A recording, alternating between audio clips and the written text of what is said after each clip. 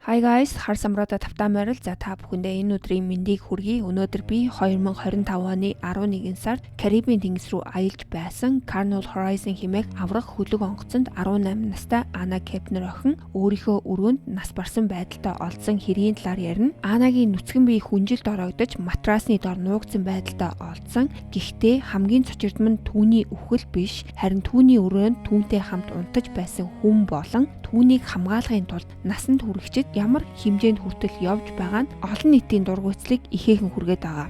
Энэ хэргийн гэмт хэрэгт нь бол анханасаа бараг тодорхой шахуу байсан. Гэхдээ сая 4 сарын 13-нд албан ёсоор гэмт хэрэгт нь хинбэ гэдгийг зарласан. Одоо шүүх хурлын явцдаа явж байгаа ийм хэрэг байгаа. За ингээд өнөөдрийнхөө шүүлтийг эхлэе. 18 настай Анна Кепнер.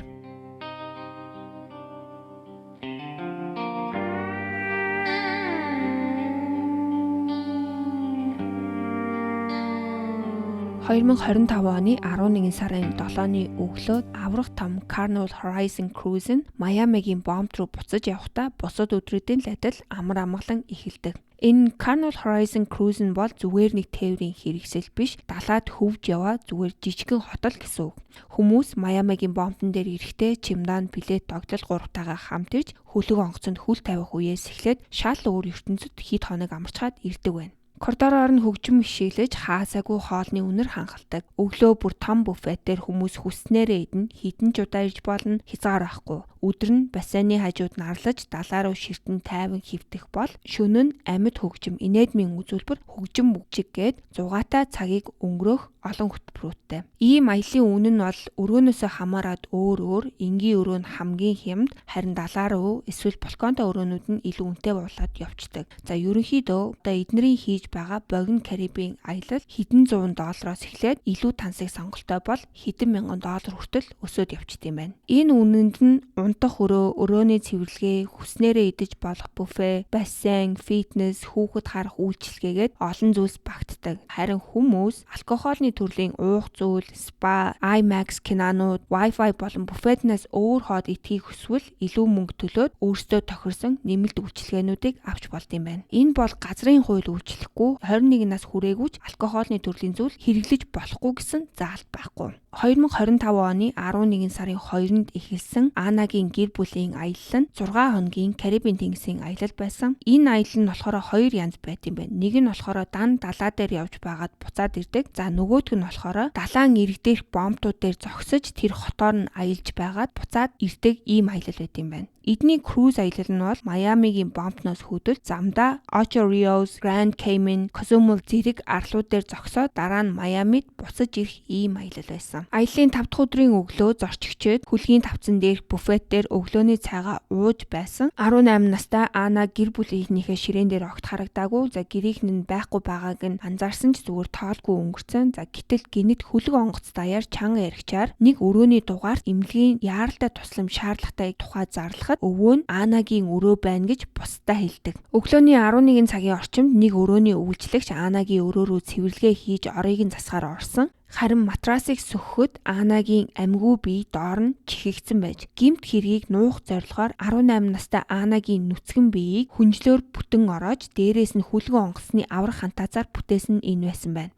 Ийхүү нэг гэр бүлийн шинэ аяллаа уламжлалт эхлүүлэх гэсэн оролдлого нь далаанууд өрнсөн аллах болон хувирсан. За энэ 18 настай охин яаж яваад энэ крузны түгжээтэй өрөөнд амиа олдсныг ойлгохын тулд хідүүлээ түүнийг тийш нь хүргэсэн гэр бүлийн харилцааг нь харна. Та нар намайг энэ хэрийг ярьж дууссаны дараа Аннагийн аавыг бол үзэн ядна гэдэгт бол би итгэлтэй байна. Аннагийн аав Крис нь анх Heather гэдэг эмэгтэйтэй сууж Аннаг төрүүлдэг. Аннаг 3 настай байхад нь тэднэр салаад Аннагийн ээж Heather нь Оклахома муж руу нүүгээд Анна аавтайгаа Флоридад үлдсэн. За удалгүй Крис Табата гэх эмэгтэйтэй гэрэл Табата нь бол тэдний гэрийн үйлчлэгч хүүхэд асрагч нь байсан. Крис гэр бүлээс гадуур харилцаанд ороод Табатаг жирэмсэн болгосон. За энийг нь мэдсэн Аннагийн ээж бүх зүйлийг хайж яваад бяцхан Анна аавтайгаа үлдсэн. Ингээд гэрийн үйлчлэгч асрагч нь байсан Табата нь Аннагийн хойд ээж нь болоод дахин 2 хүүхэд төрүүлдэг. За ингэснээр Анна 2 дүүтэйгээ хойд ээж Табата болон аавтайгаа ингээд тавуулаа байсан байна. Табата бол Аннаг яг өөрийнхөө хүүхэдийг өсгөж хүмүүжүүлсэн. Харин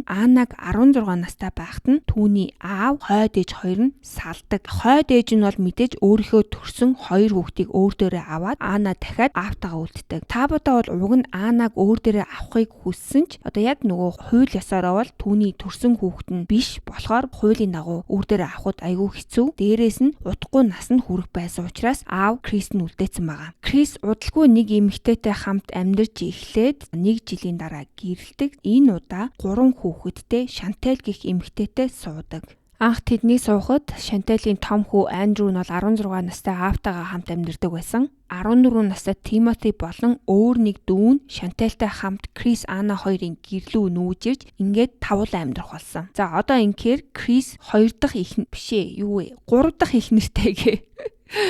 За та нарын толгой эргээгүй бол одооноос толгой чи эргэж эхэлсэн заяо. За энэ хэсгээс эхлээд Крис одоо 3 дахь эхнэр, одоогийн эхнэр гэсэн үг Шантельтайгаа за 2 хүүхэдтэйгээ ингээд Анатай тавуулаа амьдарч эхэлсэн. Тэг мэдгүй энэ Крис бол одоо ингээд эмэгтэй хөнгүүл бол амьдарч чаддгүй юм уу? Заавал ингээд хүнтэй байх ёстой ч юм уу? Нэг хүнээс салуугүй юу шууд дараагийнхыгаа гэртээ авчираад амьдарч идэг бас л явдалтай амтан бэ. За мэдээж өсвөр насндаа яваа Анад бол гинэт дахиад нэг хойд ээж гарч ирээд тэгээ дээрээс нь шал танихгүй 2 хүүхдийг дүүгээ гэж хүлээн зөвшөөрөхөд бол хэцүү байсан нь тодорхой. Тэдний байшин нь 3 унтлагын өрөөтэй байсан. Аав нь мэдээж хойд ээж Шанталтайгаа нэг өрөөнд. Тэгээ 2 дагуур дүүн тус тустай унтлагын өрөөтэй. Ана болохоор галтгооны хажууд байрлах нэг тийм жижиг өрөө шиг гэхдээ ямар ч хаалга байхгүй нэг тийм юмд амьдарч эхэлсэн. Би бүр энэ хэсгийг нь сонсчоод юу вэ? Одоо эн чинь уг нь бол Крис Ана хоёрын гэр штэ тий. Гэтэл гадны ингээ 3 хүн ирчингүүтээ бүх өрөөнүүдийг нэзлээд тэгээд өөрийнхөө төрсөн ганц охиндоо ингээд нэг унтлагын өрөө гаргаад өгөхөд яах вэ? Тэр нөгөө 2 хүүхэд нь нэг өрөөндөө ороод байж болно ш. Тэгэхэд ямар ч тийм байхгүй харин ч эсэргээрээ зүгээр өөрийнхөө хүүхдийг амар нүд үзүүлж байгаа юм шиг надад бол эхнээсээ л амар сонин санагдсан. Та нар үзий ядаж эхлэегүй бол одоо бүр удахгүй үзий ядаж эхлэн заяа. Мэдээллүүдээс харахад Ана крузээр аялахынхаа өмнөх хэдэн сарын хугацаанд TikTok дээрээ айгүй гутран стресстэй постууд бол их оруулж байсан нь энэ шин гэр бүлийн нөхцөл байдалтай холбоотой байсан уу эсвэл зүгээр нэг шилжилтийн насан дээрээ яваа хүүхдийн хуваар бичсэн үү гэдг нь бол тодорхойгүй. Гэхдээ энэ нь бол Анаг тухайн үед сэтгэл санаа докторгүй байсныг илтгэдэг. 11 сарын 2-нд эхэлсэн энэ круз аялал нийт Анагийн гэр бүлийн 9 гишүүд багтсан байгаа. Үүнд нь түүний аав Крис, шинэ хойд ээж Шантел, Крисийн аав ээж хоёр буюу Анагийн эмээ өвөө за ингээд 4, Шантелийн 16 настай хүү одоо энэ хэрэг чинь анх сууснаас 2 жилийн дараа болсон болохоор 14 настай хүүчин энэ үед одоо 16 настай болсон байгаа. За нөгөө 16 настай Тимотигийн дүү 9 настай дүүн дээрээс нь нөгөө анхны хойд ээж Табата байгаа штэ тий. Тэрний 2 хүүхэд нь ингээд хэд болчих 8 л болсон. Тэгээ дээрээс нь Ана нийлээд ийм 9 хүн явсан байгаа. Тэгэхээр энд одоо Крисийн хүний өөрийнхөө нийлээд 5 хүүхэд энэ аялалд явсан байна. Уг нь бол энэ аяллыг Крис болон Шантел одоо энэ шин гэр бүлдээ уламжлалт болгож жил бүр хийж байх зорилгоор энэ аяллыг хийж эхэлсэн ч энэ эцсийнх нь болсон. 9 хүн нийтдээ 3 өрөө захиалсан. Үүний өрөөний хуваарлалт нь бол хожим мөрдөн байцаагчид болон олон нийтийн зүгээс маш хүчтэй шүүмжлэлт өртсөн. Өвөө эмээ нь бол эхний өрөө Крис Шантел хоёр хамгийн бага 2 хүүхэдтэй аваад за ингэснээр 18 настай Ана, Шантелийн 16 настай хүү Тимоти, Табатагийн 14 настай хүү энэ 3 нэг өрөөнд ордог. Уг нь бол крузийн нэг өрөөнд заавал 21 болон түүнээс дээш хүн байх ёстой гэсэн заалттай. Харин Крис Шантел хоёр өөрсдийн нэрийг тус тусад нь бичээд гарын үсэг зурсан байгаа. Анагийн байсан өрөө нь доороо нэг том ортой, дээрээ 2 жижиг, ханаас ингэж буулгаж татдаг ийм 2 жижиг ортой байсан байгаа. Ана доод талын орон дээр нөгөө 2 хүн дээдлийн орон дээр. Крис Шантел хоёрын өрөө нь бол коридорын яг эсрэг талд нь байсан. Энэ круз дээр болсон энэ эмгэнэлт явдал за бараг тохиолдохгүй байх боломжтой байсан. Зарим круз аяллууд олон улсын усан дээр явах болохоор ерөнхийдөө гадаад паспорт шаарддаг. Шантел 2 хүүхэдтэй паспортыг нь авахын тулд хүүхдүүдийн төрсөн аав Томастай 2025 оны 5 сард холбогдож паспортны бичиг баримт бүрдүүлэхийг хүссэн. Паспорт авахд эцэг эхийн хоёулангийнхан зөвшөөрөл хэрэгтэй. Харин Томас 2025 оны 6 сард буюу 1 сарын дараа Шантел руу өөрийнхөө хүүхдүүдийг амьдарч байгаа мууж тэр байтугай улс орноос гарахгүй гэдгээ илэрхийлсэн. Яагаад тэгэхээр тэдний дунд хүүхдүүдээ хинэн насран халамжлалтаа авах вэ талаар шүүхийн шийдвэр нь гараагүй байсан.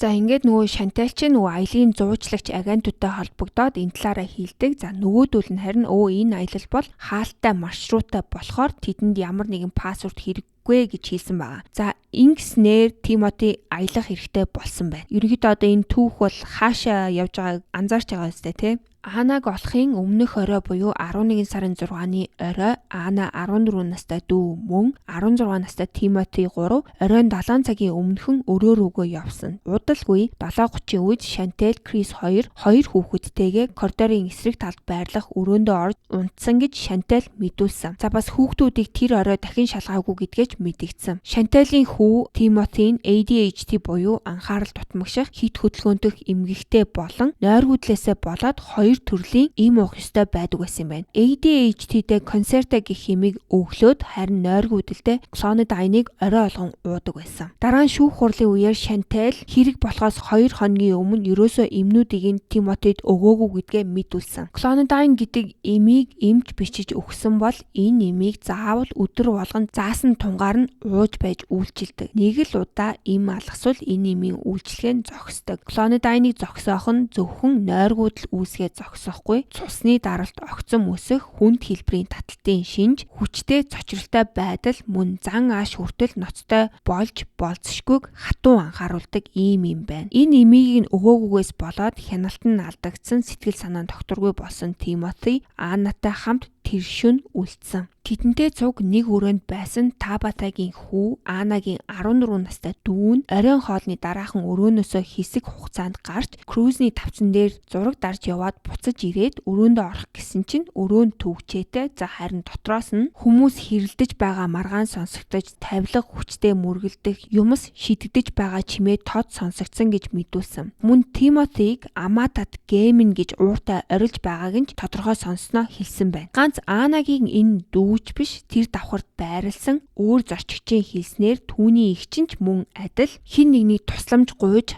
хашгирахыг сонссон гэж сошиал нэтворктаа дараа нь бичсэн байсан. 14 настай дүүн тусламж дуудах эсвэл эцэг ихтэй хэлхийн оронд зүгээр л коридороос холдож тавцан дээр хэсэг хүлээж байгаад өрөөндөө очиход Тимоти хаалга онгойлгож өгдөг. За өрөөнд дотор бол ямар нэгэн эвдэрч хэмгэрсэн эмх замраагүй зүйл байгаагүй, харин Ана өрөөндөө байхгүй байсан. Дүүн бол Анаг уураа гаргах гээд гарцсан юм байна гэж бодоод унтаад өгсөн. За минийхээр бол Тимоти урд нь ийм зан ааш гаргаж байсан байх гэж надад бодогдсон. Хэрвээ энэ 14 настай дүүн анх удаага юм сонссон бол хүүхэд юм чи айгаад сандраад юу болоод байна гэд за ядаж тусламж дуудахгүй юм а гэхэд аав ээжд очиод аав ээжээ ийм юм болоод байна гэд хэлхэл байсан. Тэгэхээр энэ бол зүгээр урд нь болж исэн. Тэгээд нөгөөдөл нь ерөөсө тоохоо болцсон болохоор энэ хүү ч гэсэн ингээд тоохоогүй өнгөрөөцсөн юм шиг надад санагдсан. 11 сарын 7-ны баасан гаригийн өглөө за гэр бүлийн амралт ердийн өдөр шиг эхэлдэг. Томчууд болон хүүхдүүд бөөнөрөө өглөөний цайгаа уух гээд буфен дээр очдог. За энэ үед Тимоти гэр бүлийнхэнтэйгээ буфе дээр очиж хоол идэж юу ч болоогүй мэд хэвийн зан авиртай бусдаагаа юм ярьж ямар нэгэн зөв бус зан авир ерөөсө гаргаагүй. Анаг хаана байгааг асуухад 14-тэй дүүн сэрэх үедээ хараагүй. За аль хэдийн цайгаа уух гээд ирсэн байгаа байх гэж бодсноо хэлдэг. Нөгөө гэрийнхний дүүг нь өрөөлөө нь явуулаад байгаа хэсгийг харчаад ирэхэд дүүн өрөөндөө очиод өрөөндөө алга гэж буцаад ирдэг. Тэднийг яг ингэж байх зуур нөгөө цэвэрлэгч Анаг олж чанга яригчаар Анагийн өрөөнд эмдгийн яаралтай тусламж дуудагдахад 16 настай Тимотигийн зан байдал нь огцом өөрчлөгдөж эхэлдэг. Тимоти гинэт чимээгүй болоод огт дуугархаа болж царай нь хувсыгаад нэг тийм сэтгэл хямралд орсон юм шиг харагдсан гэж дараа нь хүмүүс хэлсэн. Крузийн аюулгүй байдлын баг нөхцөл байдлыг мэдмэгцээ шууд хөдөлгөөнд орж хэдхэн минутын дотор өрөөлөө ирж өрөөг битүүмжилж хаалган дээр тууз татаж хинч орох гарах ирэхгүй болгоод зорилго нь бол доторх бүх нотлох баримтыг хууль хүчнийхэнд ямар ч өөрчлөлтгүйгээр хадгалж үлдээх байсан. Хөлгийн багийнхан бол энэ бол зүгээр нэг энгийн осол биш, илүү ноцтой зүйл гэдгийг нь охиныг хараад л мэдсэн байгаа. Маргааш өглөө буюу 11 сарын 8-нд Carnival Horizon Cruise нь Майамигийн бомбтонд ирэхэд FBI-гийн мөрдөгчд аль хэдийн ирчихсэн хүлээж байсан. Cruise зогсонгууд FBI-гийн эйжентүүд онгоцонд гарч иж мөрдөн байцаалтыг албан ёсоор гартаа авдаг. Тэдний оролцох шалтгаан нь бол тодорхой тодорхой байсан. Энэ хэрэг нь бол круз дотор олон улсын усан дээр болсон. За мөн хөлөг онгоц нь далайн холбооны эрх зүйн хүрээнд ажилладаг байсан болохоор орон нутгийн цагдаа биш холбооны мөрдөх товчоо буюу FBI шалгах шаардлагатай болсон байгаа. FBI-гийн эйжентүүд системтэйгээр ажиллаж эхэлсэн зорчигчид болон гишүүдийг тус тусад нь байцаасан. Хөлөг онгоцны бүх камерын бичлэгийг цуглуулж бүх хөдөлгөөнийг тогтоосон. Хин коридороор явсан, хаана байсан ийсэнгээ бүгдийг нь. За хин хизээ ямар өрөөнд орж гарсныг тодорхойлохын тулд өрөөний карт ашиглалтын бүртгэлийг шалгасан. Мөн хэргийн өрөөнөөс олдсон нотлох баримтыг цуглуулж лаборатори руу шилжүүлсэн байна. Гэр бүлийн гишүүдийг байцаахад Тимоти сэтгэл санааны хувьд тогтургүй ярьж чадахгүй байсан болохоор FBI бол ямар нэгэн мэдүүлэг авч чадаагүй. Тимоти юу болсныг огт санахгүй байгаагаа хэлж blackout буюу төр зур ой санамжаа алдсан гэж мэдүүлсэн. Түүний ой санамжаа алдсан гэх мэдүүлэг болон сэтгэл санааны хямралтай байдлаас шалтгаалan хөлөг онгоц Майамигийн бомбон дээр ирэхэд түүнийг сэтгцийн үзлэгт оруулахаар эмнэлэг рүү явуулсан байгаа. Одоо ингэж ер нь хүмүүсийн өгсөн мэдээлэл байгаа байдал эдрийг сонсохоор яг танд хин хэрэгтэн бэ гэдгийг нь харагдаж байгаа өстэй тий. За хэрвээ одоо хүртэл хин бэ гэдгийг анзаарч хараагүй бол энэ нөгөө 16 настай дүү Тимоти байсан шүү. За хэрвээ та Анагийн аав Крис заяо тэгэнгүүтээ Тимотиг одоо өөрийн охиныг алдсныг мэдсэн бол та юу хийх байсан бэ? Би лав зүгээр нэг нүдэрэж үзэхгүй зүгээр бараг хүүхдийнхаа амийг нэхэд бараг шантайлаа сална эдэргээ тэрийгээр чинь зүгээр бөө юм болж байх байсан байх. Гэхдээ энэ гэр бүлийн хүмүүс бол Анагийн төлөө шудраг ёс нэхий оронд Тимотиг хамгаасан үйлдэлүүд хийж эхэлдэг. Миний хувьд бол энэ хэргийг хийсэн Тимотигоос илүү энэ гэр бүлийнх нь бол үндэл сэжийн санагдсан. За нэгдүгээр Тимотиг сэтгцийн үзлэгт авч явахаас өмнө Анагийн аав тэгээд Анагийн өвөө эмээ нь Анаг алсан алуурчин дээр очоод за юуж босон бэ бид нар чиний талд шүү гэж амласан. Тэг хинч харсан Тимоти алсан тодорхой байхад охиноо алуулчаад харуулсаж гунихын оронд алуурчин дээр нь очоод бидний чиний талд шүү гэж зогсож байдаг. За болио ядаж юм хэлэхгүй байхад л болох байсан байхгүй. Тэгэхэд алуурчин дээр очоод тэгж хэлж идэг. Би бол тэрийг ерөөс ойлгоогүй. Йоо. Хоёрдугаар Шантал TikTok болон цахим орчинд Тимотигийн нэрийг нууцлахыг оролдож олон нийтэд ил болохгүй тал дээр нь бол маш их хичээжсэн. За мөн эргэн тойрныхондоо та нар ямар нэгэн ярилцлага хэвлэл мэдээлэл өгвөл Анагийн орчуулганд ирүүлэхгүй шүү гэж сүрдүүлсэн байгаа. Гуравдугаарт эмээ өвөө нь. Эмээ өвөө нь бол Анаг төрхөөс ахуулаад 18 жил түүнийг мэддэг байсан. Анагийн TikTok-ыг харах юм бол эмээтэйгээ цагийг маш их өнгөрөөдөг. Ер нь л эмээтэйгээ маш дотн байгаа нь харагддаг. Гэтэл хэрэг гарснаас хэдхэн хоногийн дараа одоо ABC News өгсөн ярилцлага нь бол үнэхээр бүр ой гутмаар. За тэр эмээ нь болохоор Ана Тимоти хоёр бол амар сайн найзууд байсан. Тэр нь бол угаасаа худлаа. Би дараа нь яагаад худлаа гэдгийг ярина. Тэнгүүтээ би Тимотиг бол ингээд ухаан санаагаа алдсанд нь бол итгэж байгаа. Тимоти бол амар сайн сурагч. Ер нь ингээд сайн хүүхэд. Юу вэ? Ач охиныг чинь алдсан алуурчин штэ. Тэгж яах чинь үндэсний зурагтаар энэ алуурчин бол сайн өвгдгээ ярьж идэг. Ямар эмээ өвөө хэдийн би лав надад хэлэхгүй галах. Минийхаар бол эмээ өвөө байлаа гэхэд одоо хэрвээ ач зээгээ алдсан бол телевизэд ингээд алуурчныг нь өмөөрч ярилцлага өгөхөхийн оронд бараг охиныхоо амийг нэхэд уйлж баймаар юм. Тэгэх чинь бүр би эсвэл ийм хатуу сэтгэлтэй юм уу? Эсвэл эднэр жоохон тийм хүмүүс үү? Эднэр чинь Анатай 18 жил хамтдаа байсан.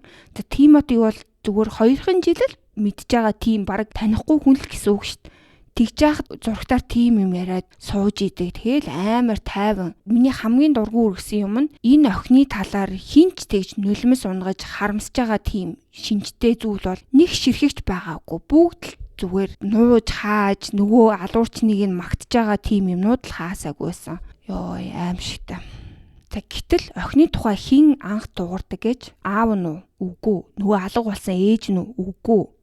Анагийн эхний хойд ээж, Анагийн нөгөө ээжтэй байхад нь явуулдаад 2 хүүхэдтэй болсон Табаса гэдэг нөгөө хойд ээж нь байгаа шүү дээ, хамгийн анхны хойд ээж. Тэрний ах Мартин нь хэрэг гарснаас 7 хоногийн дараа сошиал хуудсан дээрээ маш ууртай пост нийтэлсэн. Тэгээд тэдний гэр бүлийнхний үйлдэлийг нь илчилдэг. Мартин хэлэхдээ Тимоти өөрийнх нь үеэлдүү болох Анаг хүчндээд алчаад матрасны доор хийснийг түүний аав Крис нь мэдэж байж юу ч хийхгүй өвөнийг нууж дарагдуулахыг оролдож байна. Бидэнд туслаач гэсэн утгатай зүйл бичсэн. Үндэ бол Мартин бол Анатай ямар ч цусан холбоо авахгүй зүгээр л бараг л танихгүй шахам хүн штэ. Гэтэл энэ хүн ингэж санаа зовж байхад төрүүлсэн эцэг нь тэнд тэгээд явж байдаг. Шантал Крис хоёрын хариу нь юу байсан гэж Мартиныг Анагийн оршуулганд ирүүлэхийг нь хориглосон.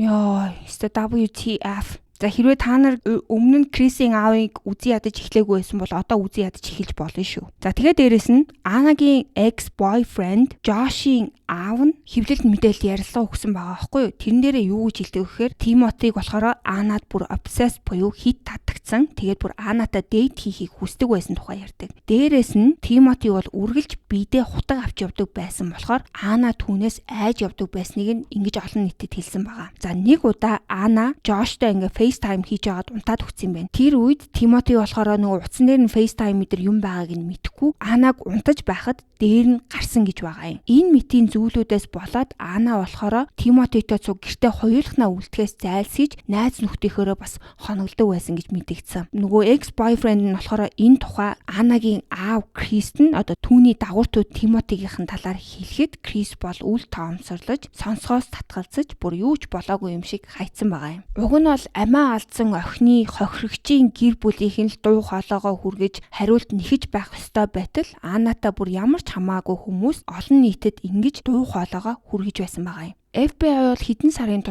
турш мөрдөн шалгалтаа бүр маш нууц байдалтайгаар явуулж исэн. Энэ хэрэг бол 2025 оны 11 сард болсон. Гэтэл 2026 оны 4 сард хэрэгтэн нь хинбэ гэдгийг албан ёсоор зарласан. Тэгэхээр энэ хугацаанд бол хэвлэл мэдээлэл олон нийт бол зүгээр ингээд таамаглал мэтийн юмнууд дэвшүүлж байсан. Гэхдээ тодорхой мэдээллийг өөр нэг шүүх хурлаас авч эхэлсэн.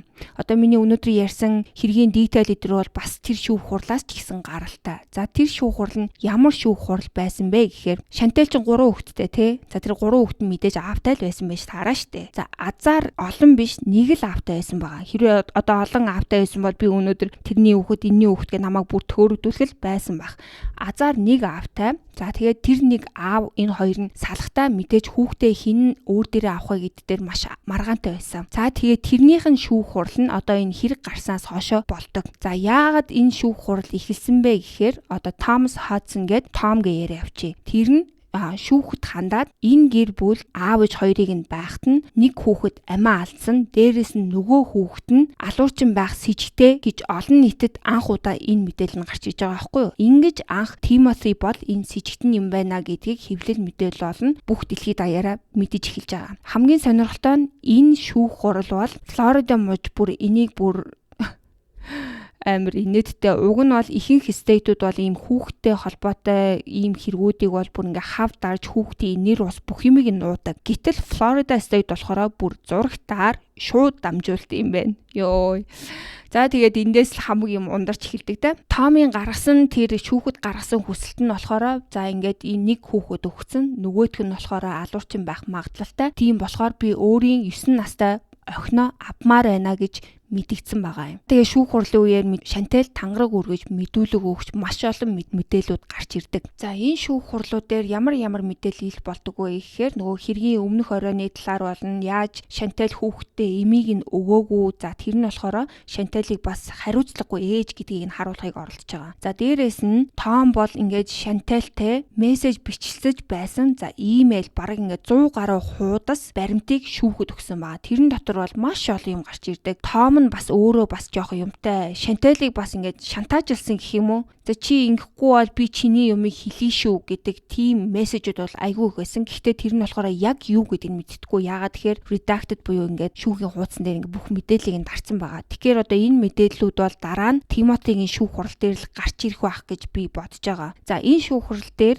Анагийн аав Крисийг дуудсан. Гэхдээ Крис бол өөрөө ирээгүй. Би Шанталыг 3 хүүхэдтэй тэгээд 2 хүүхэд нь бол өөртөө амьдардаг, нэг нь бол аавтай амьдардаг гэж ярьж ирсэн шүү дээ, тий. Энэ хүүхэдтэй бас холбоотой нэг юм болсон байгаа юм. За яадаг вэ гэхээр Андрю нь өөрөө ирж энэ шүүх хурал дээр мэдүүлэг өгдөг. За юу гэж ярьсан гэхээр 2024 оны 4 сарын 22-нд Андрю 17 настай байсан. Яг тэр үед ээж Шантел нь Кристтэй хамт нүүж амьдрахаар төлөвлөж исэн. Гэхдээ Андрю болохоор өөрийн төрсөн аав Томтойгоо үлдэхийг хүссэн байгаа. Яагаад тэгэхээр ахлах сургуулийн төгсөх ангийн сурагч хэрвээ Шантелтэй цуг нүүхээр болвол заавал сургуулаа солих шаардлагатай болно. Тийм учраас Андрю бол ерөөсөө сургуулаа солихыг хүсээгүй. Тэгээд аавтайгаа хамт үлдэхийг л хүссэн байгаа юм. Нэг өдөр Андрю хичээл дээр байсан чинь Шантел, Крис хоёр ирээд шууд утсыг нь булаагаад авсан гинэ. Тэнгүүтээ утаснаар нь байдаг Live 360 гэдэг аппликейшнийг нь унтраагаад ажилгүй болгоцсон. Энэ Live 360 нь яадаг вэ гэхээр байршил тогтоодог аппликейшн. Аав нь одоо Андрюг хаана явж ийн юу хийж ийн гэдгийг хардаг. За энийг нь ингэж устгахснаар аав Том нь бол Андрюгийн хаана байгааг нь харж чадахгүй болохоор шууд устгацсан гэж байгаа. За энэ бол зөвхөн Андрюгийн мэдүүлэг. Андрюг машинд суусны дараа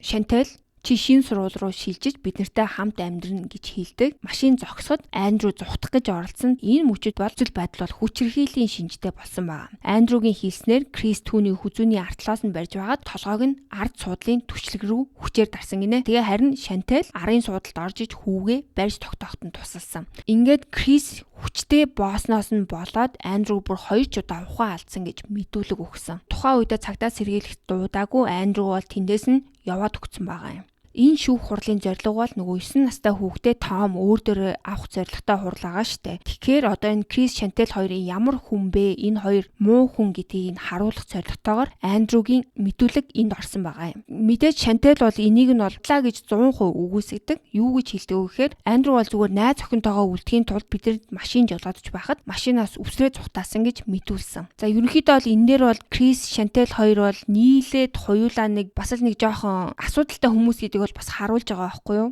Энэ шүүх хурал бол ингээд олон нийтэд ил явагдсан мөртлөө шүүх хурлын үр дүн нь олон нийтэд ил болоогүй. Тэгэхээр одоо энэ Шантел хүүхэд нагаа юу эсвэл Том хүүхэд нагаа юу гэдгийг нь бол мэдэхгүй. За энэ бүх хэрэг болж байхад 16 настай хүү Тимоти хаана байсан бэ? За одоо энэ талаар ярив. Майамигийн эмнэлэгт анхны сэтгцийн үзлэгт орсныхаа дараа Тимотиг өсвөр үеийнхний 20 ангид хороогүй байна. Тэрээр анх өсвөр үеийнхний гэмт хэргийн тухай хуулийн дагуу бүртгэгдсэн тул суллагдах боломжтой байсан. Тэгвэл мэдээж нөгөө нэг ээж болон Крисийн гэрт буцах боломжгүй байсан. Яагаад тэгэхээр түүний төрсөн эцэг Том нь шүүхэд яаралтай хүсэлт гаргаад 9 настай охиноо хүн амны хэрэг сэжиглэгдэж байгаа этгээдтэй нэг дор амьдарч байгаа нь аюултай гэж үзээд нөгөө охиноо өөр дөрөө авахыг хүссэн тийм хүсэлт гаргацсан байгаа ш. Тийм болохоор хүн амны хэрэгт сэжиглэгдэж байгаа Тимоти ч тийшээ явах боломжгүй болсон. Ингээд Тимотигийн төрсөн аав Том, ээж Шантел нар нь 16 настай Тимотиг 3 дахь талын асрамжинд шилжүүлэх гэрээнд албан ёсоор гар үсэг зорсон. За энэ 3 дахь тал нь хэн бэ гэсэн чинь цэргийн алба хааж байсан нэр цэвэр төлөв даруй авуу гахынх нь гэр байсан байна. За энэ нь бол